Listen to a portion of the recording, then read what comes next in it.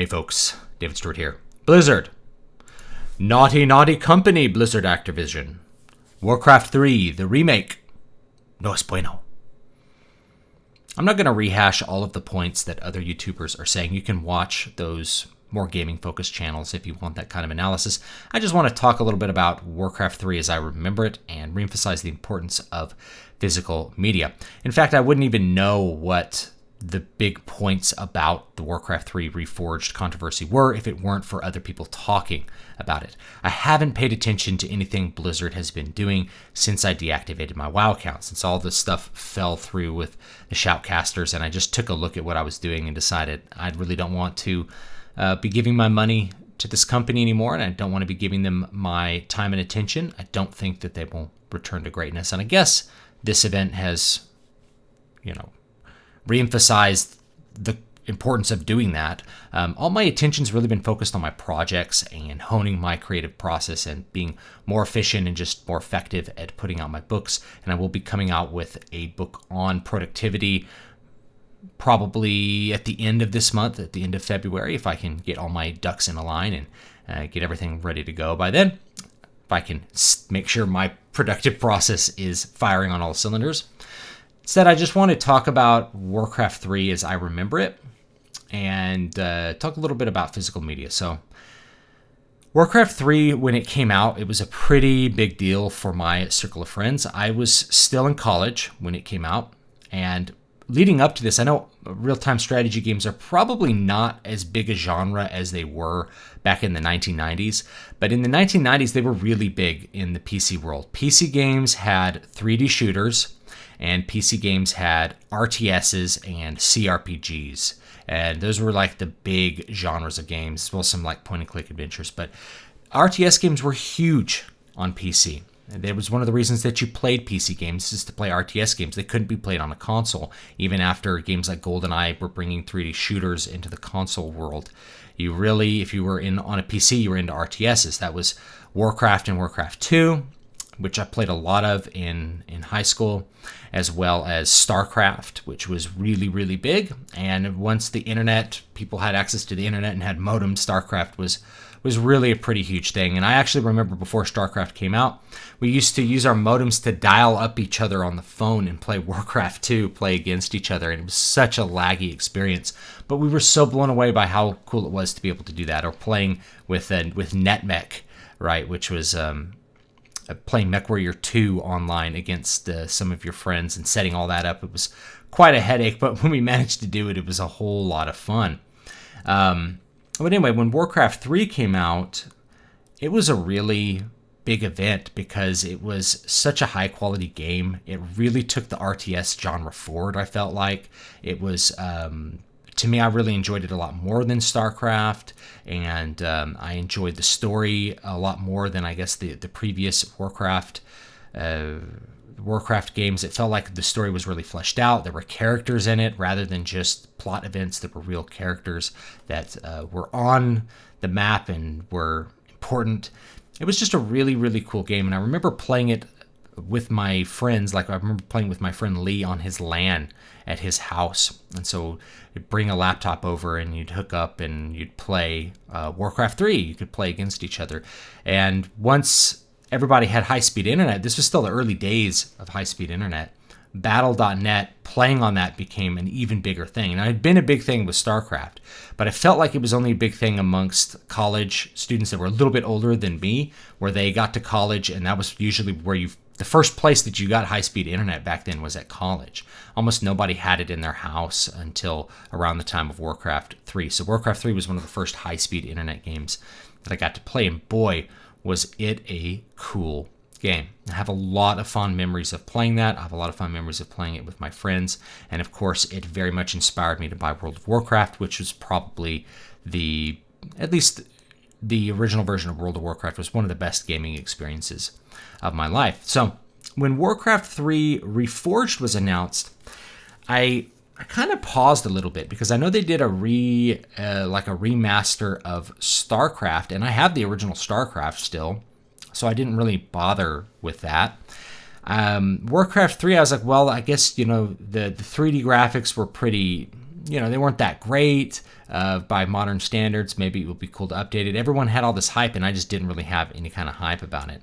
I guess people were also hyped about getting a meat wagon mount in retail WoW. Wasn't going to play retail WoW again, so that didn't really matter to me. So I just didn't really do anything about it, and I didn't pay attention to it. And after I stopped paying attention to Blizzard, I just didn't even think anything about it. I thought it would just be another game that came out. But when it came out, it really hammered home a couple of things. The first one is the Blizzard of yore will not return. So the fact that it's a low quality product, that doesn't meet the quality standards of the company, that it doesn't meet the quality standards that they advertised. So they advertised some cutscenes that would look really, really good, and I guess the cutscenes that were there were just what was originally in Warcraft 3, which I never really had a problem with.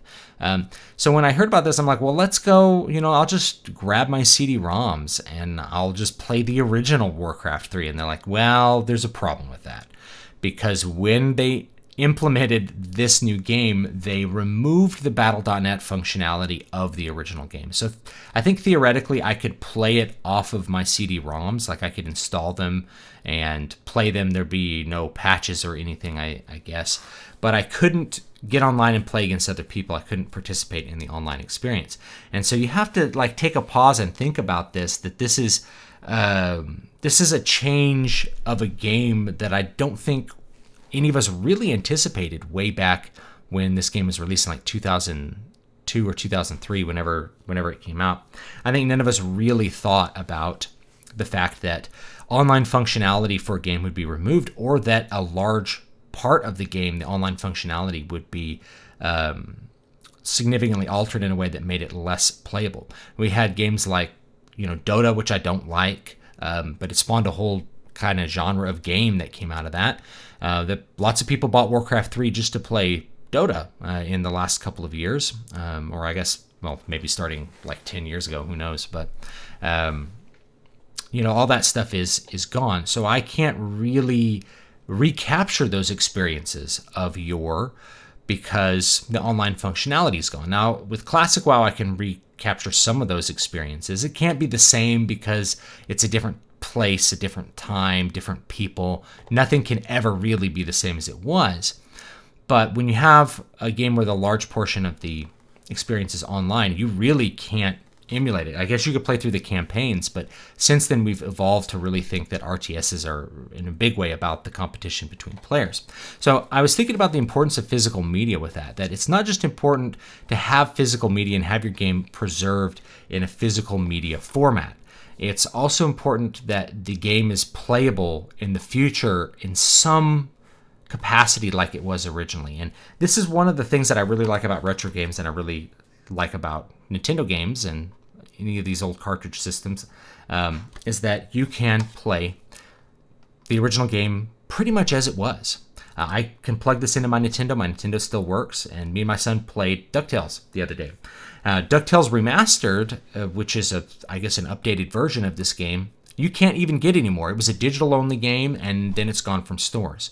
So it's a product that just disappeared, and you can't ever really play it again unless you had it. You can't acquire it after the fact. I don't need to acquire it after the fact with that online-only game because I have the original right here, including my custom Mega Man sticker. I don't know why I put that on the back. It might have come with the game, and I just stuck it on the back of the cartridge. And it still plays, it still works, and I can still enjoy it with my family today. I really think the future of games preservation is going to be physical media that will somehow function on specific hardware in the future. That really is the benefit of consoles. And it's one of the things I didn't really anticipate with PCs is that you have, as time goes on, due to compatibility issues, you have decreased functionality. The vanilla WoW client, the original 1.12 client, still works on most computers, most Windows PCs at least, but it's not going to have the same kind of functionality as the new updated client. It's not going to use the hardware in the same way. It might have difficulty with strange resolutions, like I play on an ultra-wide monitor, so it could want to stretch the screen in different ways. But looking back at DOS games, like if I want to play MechWarrior 2 again, I have to use DOSBox, I have to use an emulator. I can't really recapture that netmech experience. We're really looking at an advancement in games where the only way to preserve them is with kind of a physical media format where everything's contained on that media format, like an old copy of DuckTales. And we're going to lose our access to games in the future that are somewhere between that are either online only or require online access, require a server to be online for them to function, or the updates have to be downloaded from some server for the software to function properly.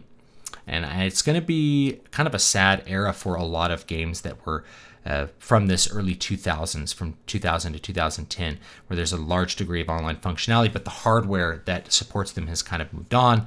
The servers have shut down. I think we're going to see some interesting maybe problems with like the Xbox 360 era, where you may have a physical game, but you don't have the patches necessary to run it, and it's buggy and it's broken when you put it in, because that's what they started doing. Assuming that everybody had online access, they would ship a game on the disc that wasn't functional.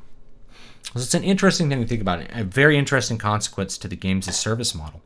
And I feel bad for people who really want to play the classic Warcraft 3 game, including myself, because I may want to play it again, and that the functionality is now crippled if you want to try to play it online. It's completely different from how it was before. So anyway, that's my little talk on that. I don't know how to emphasize the preservation of games with physical media, but I think it's something that is going to be important going forward for a lot of people who have experienced 20 years of change of games like Warcraft 3, and you realize that they're actually more fragile. They're a more fragile experience than you thought when you bought the game way back when. So anyway, let me know what you think down below, and I'll see you guys next time. Have a great one. Oh, don't forget to join my mailing list, dvspress.com/list. You get a free book.